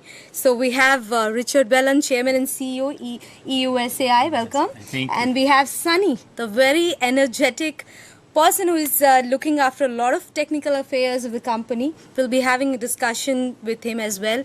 And our Honorable Vice Chancellor, Swarnim Gujarat Sports University, Dr. Jatin Soni. Welcome, sir. So let me start by welcoming Richard and asking him about the motto and about the goal of this company, what you are into basically, and what ambition, with what goal this company you have set up. Thank you very much. From the outside, I entered India in about 2005. We were doing some work in Pune, Maharashtra, and I would go back to my hotel room at night and watch sports on TV, and of course cricket was very popular and still is popular. But I noticed that there was not a lot of selection of other sports to watch, and in my country I enjoy all types of sports, from ice hockey to basketball to, all different sports. And so over the years, it dawned on me that maybe there was an opportunity in the university sporting sector. It seemed to me that the university athletes and college athletes in particular were being very, very neglected. Mm-hmm. So I ventured off to Varanasi. I went to Banaras Hindu University, where they had the national basketball tournament. It was an all-India university national basketball tournament. I wanted to see the level of play, how it was handled. Was it on TV? Were there scoreboards? Like, how was it compared to the standards in my country, America? And what I recognized very quickly was that the athletes were, I thought, spectacular. And I tell the story all the time that you actually had one of the best shooters, long-distance shooters I'd ever seen in my life. You had one boy from Jain University who I've never, in all my years, not in the professional sports arena in America or in college, I have never seen anyone ever physically be so accurate with his shooting. It was remarkable. So anyways, we were there, the tournament went on, and I felt sad for the athletes. I felt sad that they played on a cement court. There were holes in the roof, and I'm not being disparaging to the university. It's just what it was at the time. Wasn't telecast. They had no paper coverage, no statistics. There was no scoreboard at the time, and I thought, this is really an opportunity here. There's a commercial opportunity to do something very nice for the country. So we started our venture looking for cooperation for others who were like-minded, people who maybe thought also that the university athletes deserved better, and that maybe there was a commercial venture here that's significant. So with stats and statistics and figures, we would try to bring forth compelling arguments as to why maybe we should open our mind, and maybe this is where.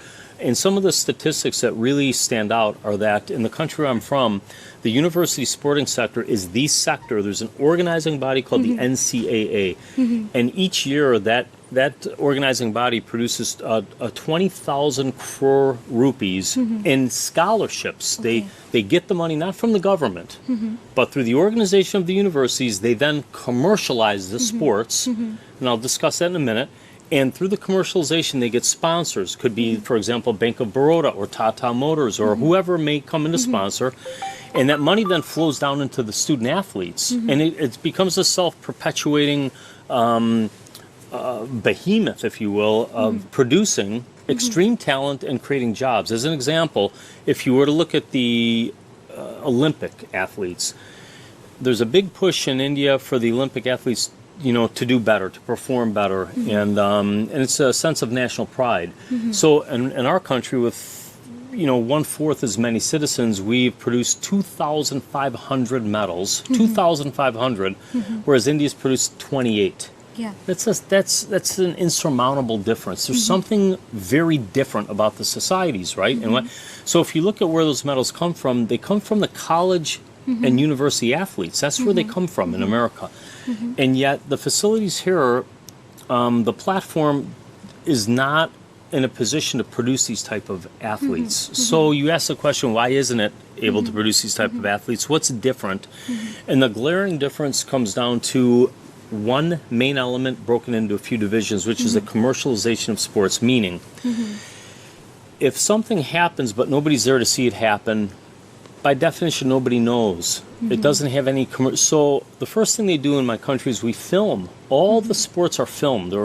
They bring cameras like we're talking here and people can see. They bring the cameras, they film the tournaments. That's one. Number two, they keep statistics. You have to have statistics. Statistics are the defining attributes of an athlete. Duty Chand, if you don't time her, you just say she's fast. You don't know that she was the fastest. She's now defined by her measurement. She's the fastest sprinter ever in the history of India. That develops her character. That is a character builder. She's not just won a medal, but she's actually the fastest sprinter in the history of India ever. No woman, female's ever run faster than she has. That really develops a heroine. And so when you film, you have to add, that's one. Two, you add the statistics. You must keep statistics. Number three, when you film, you create what's called rivalries. And you also develop visualization. So young boys or girls can watch and want to one day be a hero like them. Now, when the system gets going and it's telecast, you can prove how many viewers you have. Now someone's more likely to sponsor because they're not sponsoring an event with maybe 1,000 people watching, but the event they're sponsoring could have viewership as much as 17 million views, which is what your university sports has captured already. We filmed tennis, we filmed table tennis, obscure sports, women's wrestling, volleyball, basketball, the national tournaments. And so it brings awareness when you film. It brings recognition. It brings an ability to attract sponsorship. And so that ecosystem is critical for India to move ahead, period. If you want to get from point A to point B, you have to move your body. You can either walk, you can take a horse, or you could drive in a car.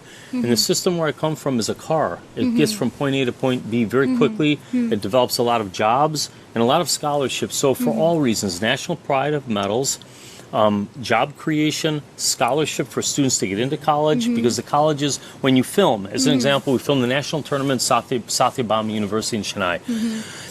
On the top of the backboard, we have it written Satyabama University. We take a commercial. Here at Satyabama University, we focus on whatever, they have a commercial. So their attendance goes up. In the case of, let's say, Lovely Professional up in Jalandhar, they spend a lot of money to advertise on TV.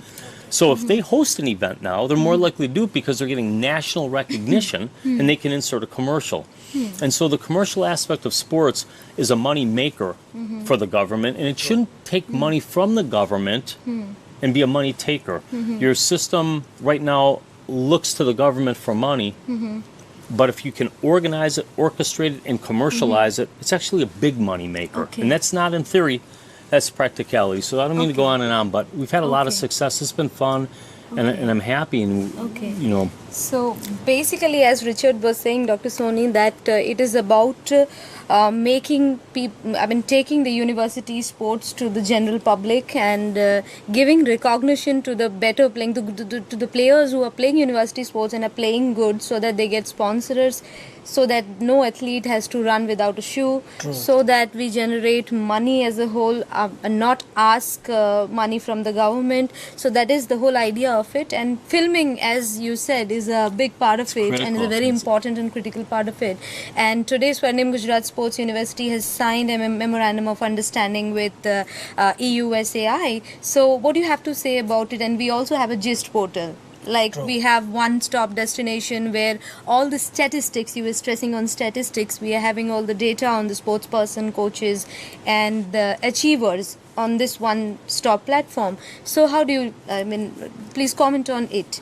So actually I'm very much impressed with his vision and his passion about promoting sports in India, is in particular Gujarat.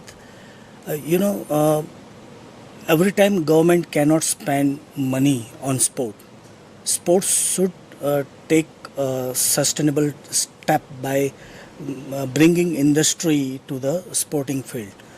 So I think if we focus on college sports, and if a college sports person will become hero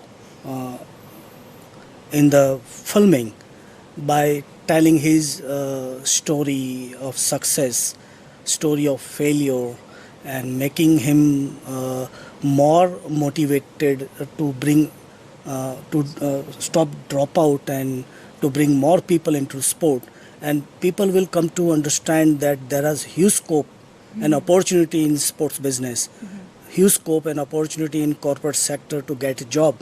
The people will start playing. Unfortunately, what happened, people are looking job towards the government sector only.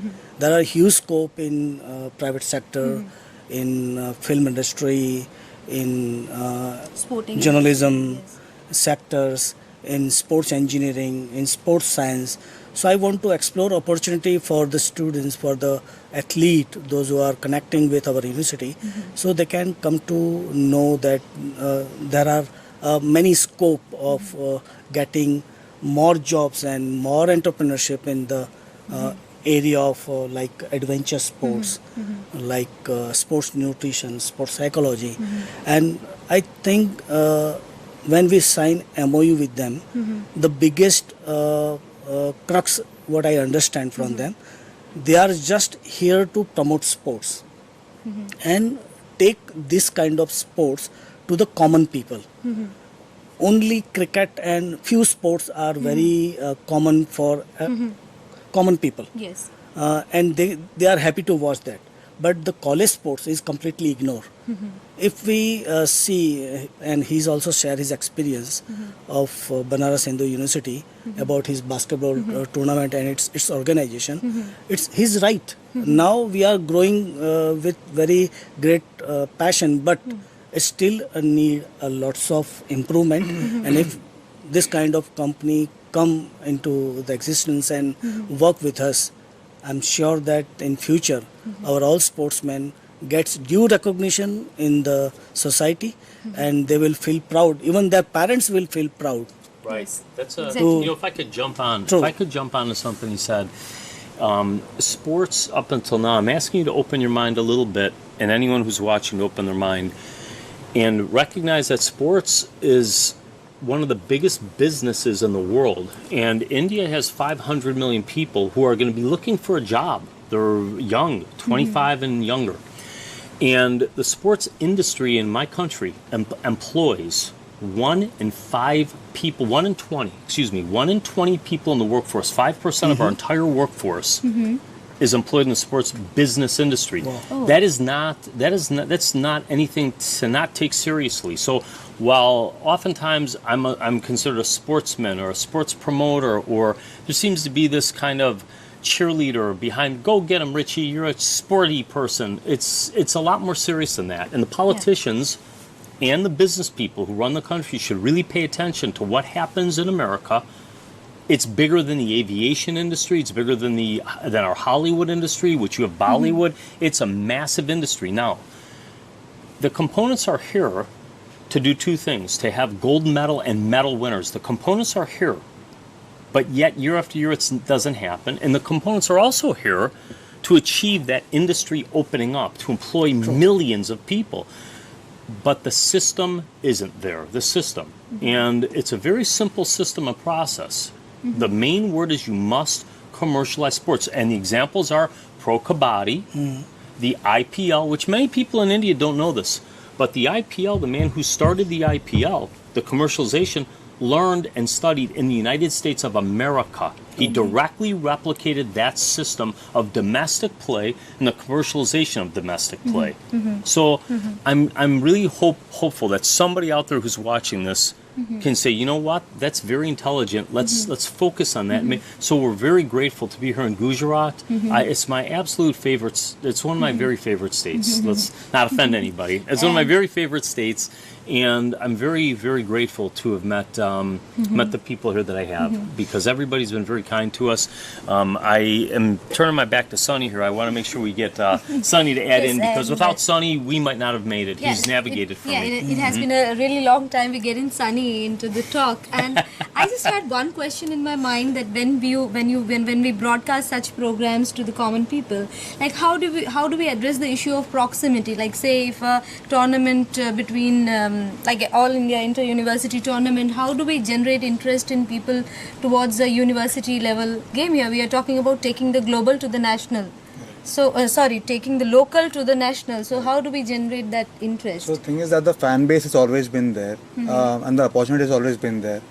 People who go to the universities have always a sense of pride that Indians had not understood until now. And now that they see that, okay, my university is playing right now on TV, and they're playing on whatever content they're playing on, they have a sense of attachment to it, and they want to watch it, and then they start becoming fans, and that fan base is much stronger than any pro team that you can get, because that is your education, that you have spent years and years in that university or your college.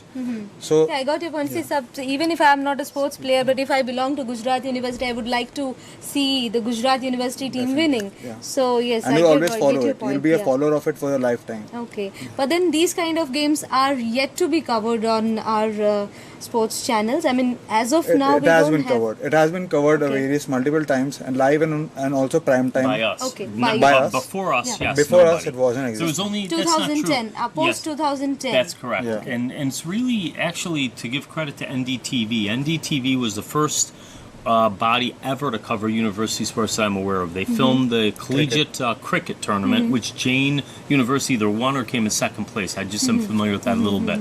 They spent a lot of money on it. I know I talked to the higher ups there. They lost money on filming that one event.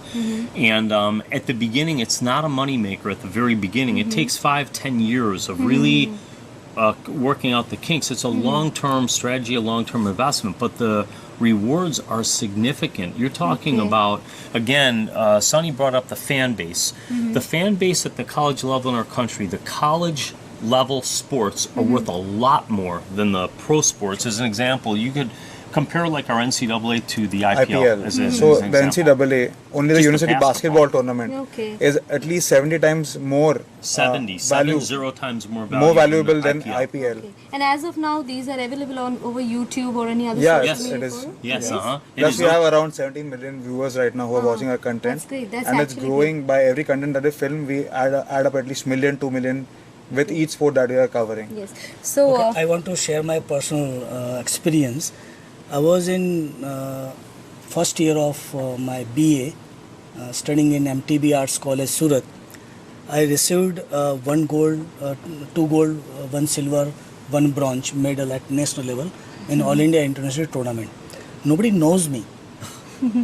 In the entire my sporting career and entire my college career. Because at that time nobody filming. So why I understand your mission that athletes should go to the Right. right place, Right. It's funny what you Get the said, right but in platform. right mind and with the right people. it's funny to what create you this said, fan. but it's sad. It's if you don't It's mind very me sharing, sad this for makes me athletes sad. also. I don't know Yes, why. yes. It's very funny, but it isn't funny at all. It's very sad. It's very hurtful, and I don't want that to happen to anybody else. They deserve better. That's what I said. If you recall what I saw, they deserve better. So my heart and soul's in the right place.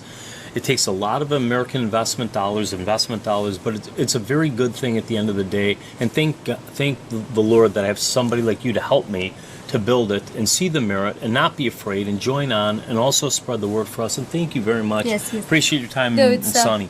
it was really a great pleasure having all of you with me today in our program Sports Varta. And indeed, university sports need to be covered more. It needs more amount of coverage, and it will not only boost the morale of the athletes and take them to the people, and it will also bring out new talent from the grassroots, and it will help in promoting this whole sports ecosystem and sports culture. With this, we come to the end of the story. Thank you very much, Sunny. Thank you, Richard. Thank you, Dr. Soni, for joining us in our program. And I'll take your leave with this. Thank you. Bye-bye.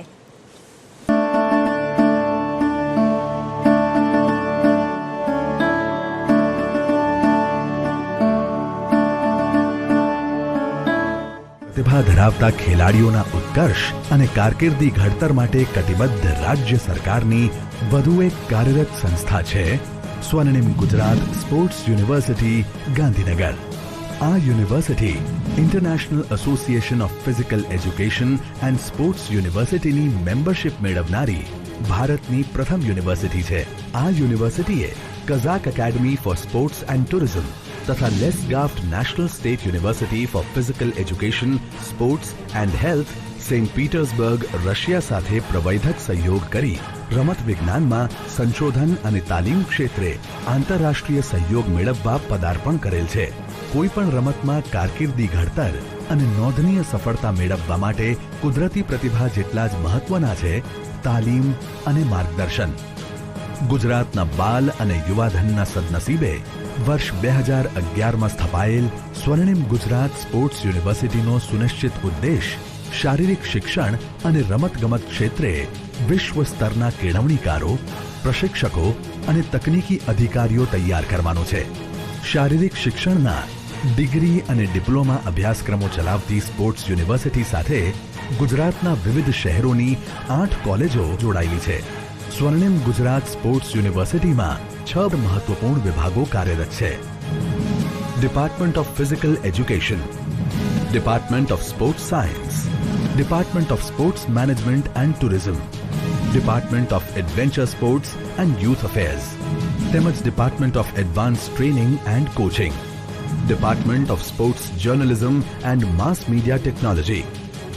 Swarnim Gujarat sports યુનિવર્સિટીએ રમતગમત ક્ષેત્રના વિકાસ માટે પોતાની કટિબદ્ધતા પુરવાર કરવાના ઉમદા ધ્યેય સાથે human performance mobile fitness assessment લેબની અત્યાધુનિક સુવિધા ઊભી કરી છે.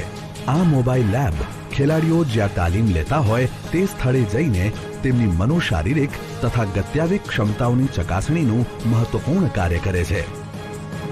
સ્વર્ણિમ ગુજરાત સ્પોર્ટ્સ યુનિવર્સિટીની સિદ્ધિઓ. ભારતમાં પ્રથમવાર યુનિવર્સિટી વિદ્યાર્થીઓને સ્પોર્ટ્સ પરફોર્મન્સ એનાલિસિસ સોફ્ટવેરની તજજ્ઞો દ્વારા તાલીમ આપવામાં આવી. સ્વર્ણિમ ગુજરાત સ્પોર્ટ્સ યુનિવર્સિટીના department of advance training and coaching તથા સ્પોર્ટ્સ ઓથોરિટી ઓફ ગુજરાતના કોચિસ માટે સ્પોર્ટ્સ પરફોર્મન્સ એનાલિસિસ સોફ્ટવેર વર્કશોપનું આયોજન. ચીનની capital university of physical education and sports, પોલેન્ડની Joseph Pilsudski university of physical education અને રશિયાની Ural state university of physical culture તરફથી પ્રવૈધક સહયોગ માટે આમંત્રણ. વડોદરા જિલ્લાના ડેસર મુકામે 130 એકરમાં વન સ્ટોપ ડેસ્ટિનેશન એવી આ યુનિવર્સિટીના મુખ્ય મથકની સ્થાપનાને મંજૂરી.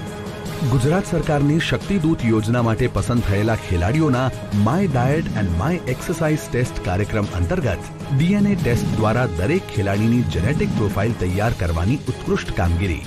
આ વૈજ્ઞાનિક અભિગમથી જે તે ખેલાડીમાં રહેલી આનુવંશિક ક્ષમતાથી તે ખેલાડી માટેની સુયોગ્ય રમત, ખોરાક, કસરત પેટર્ન અને તાલીમ નક્કી કરી ખેલાડીના પ્રદર્શનમાં અનેક ગણો સુધારો કરી શકાય છે. સાથે સાથે રમત દરમિયાન થઈ શકતી સંભવિત ઈજાનું અનુમાન થઈ શકતું હોવાથી ખેલાડી અને તેના માર્ગદર્શકને પૂર્વ સૂચન કરી શકાય છે. સ્વર્ણિમ ગુજરાત સ્પોર્ટ્સ યુનિવર્સિટી અને સ્પોર્ટ્સ ઓથોરિટી ઓફ ગુજરાતના વૈજ્ઞાનિક અભિગમ સાથેના અવિરત પ્રયત્નો અને રાજ્ય સરકારના પરિણામલક્ષી પીઠબળથી ભવિષ્યમાં ગુજરાતના ખેલાડીઓ રાજ્ય અને દેશનું નામ વધુ રોશન કરશે એમાં કોઈ બેમત નથી.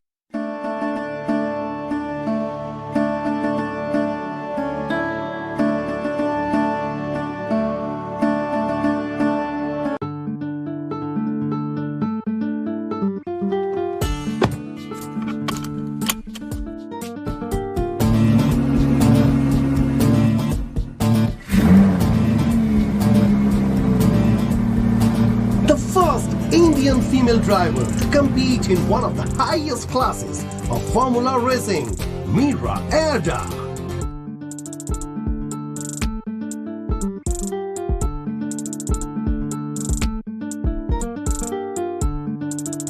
રેસ ટ્રેક પર ફૂલ સ્પીડ મને જીતાડે છે અને અહીંયા રોડ પર કૂલ સ્પીડ મને જીવાડે છે. આપણા ગુજરાતમાં દર વર્ષે 6000થી વધુ લોકોના અકાળ મૃત્યુ માર્ગ અકસ્માતના કારણે થાય છે.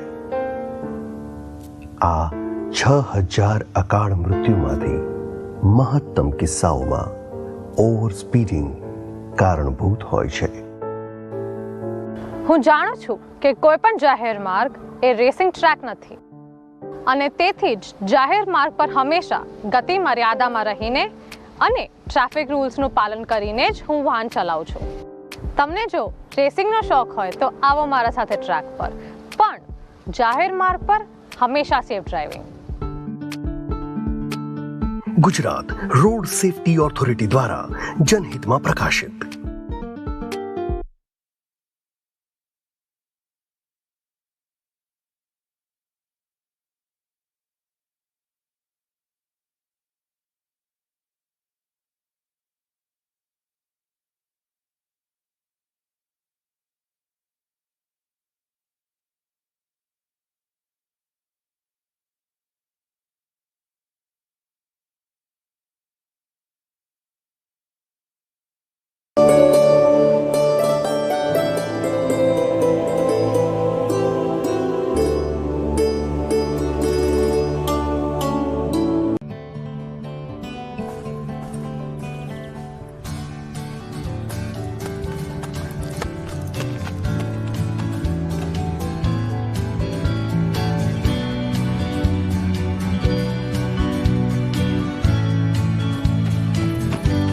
અરે સરિતા બેટા, તારે લગનમાં નથી આવવું? ચાલ, આવું હોય તો ચડી જા ટ્રેક્ટરમાં. તમે આ ટ્રેક્ટરમાં ક્યાં જાઓ છો? આ ટ્રેક્ટર તો સામાનની હેરફેર માટે છે. અરે બેટા, બસ અને ગાડીઓ એ બધું તો શહેરમાં, આપણા ગામડામાં તો આ જ આપણું વાહન. પણ કાકા, તમને ખબર છે કે મુસાફરી માટે ટેમ્પો, ટ્રેક્ટર કે ટ્રકનો ઉપયોગ ગેરકાયદેસર છે. હજી ગયા મહિને જ ટ્રેક્ટરમાં લગ્નમાં જતા લોકોને અકસ્માત નડ્યો હતો. તેમાં કેટલા બધા મૃત્યુ પામ્યા હતા અને ઘણાને ઈજા થઈ. હવે ગામે ગામ બસની સુવિધા છે જ અને આપણા ગામમાં પણ નિયમિત બસ આવે જ છે ને, તો પછી શા માટે ટ્રેક્ટરમાં મુસાફરી કરી બધાનો જીવ જોખમમાં નાખવાનો? બસ અને બીજા વાહનોમાં મુસાફરી આરામદાયક હોય અને સુરક્ષિત પણ હોય. બેટા, તારી વાત 100% સાચી છે, પણ અમે તો આવું ક્યારેય વિચાર્યું જ નહોતું. હવે તારે ટ્રેક્ટરમાં ચડવાની જરૂર નથી, પણ અમે જ બધા ટ્રેક્ટરમાંથી ઉતરીએ છીએ. ચાલો ચાલો બધા નીચે ઉતરો.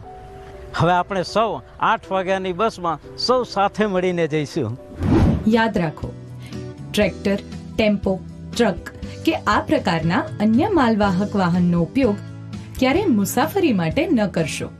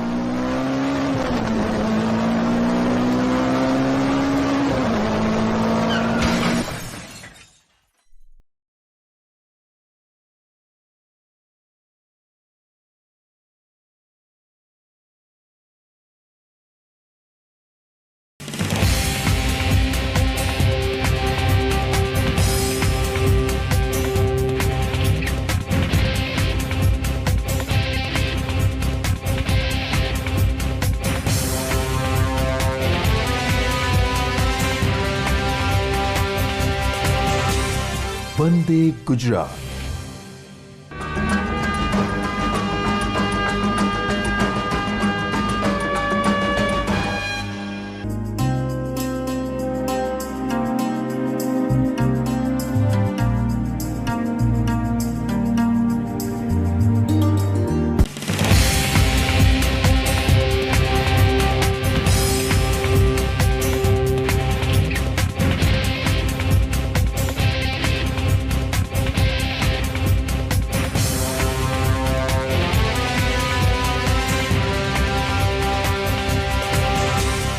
વંદે ગુજરાત.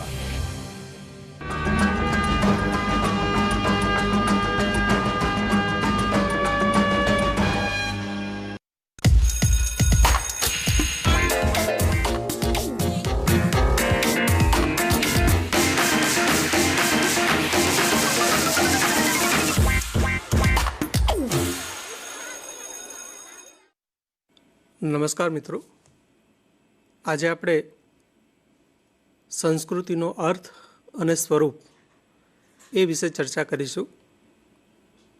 સંસ્કૃતિ શબ્દ સમ વત્તા કૃતિ એટલે કે જે સમાજની અંદર સમાન કાર્ય સમાન રીતે કોઈ પણ લાગણીઓ, મૂલ્યો કે ધોરણો ને જીવવામાં આવે છે, તેનાથી એક સંસ્કૃતિનું નિર્માણ થતું હોય છે. તો આજે આપણે સંસ્કૃતિનો અર્થ અને એનું જે સ્વરૂપ છે એ સ્વરૂપને આપણે સમજવાનો પ્રયત્ન કરીએ.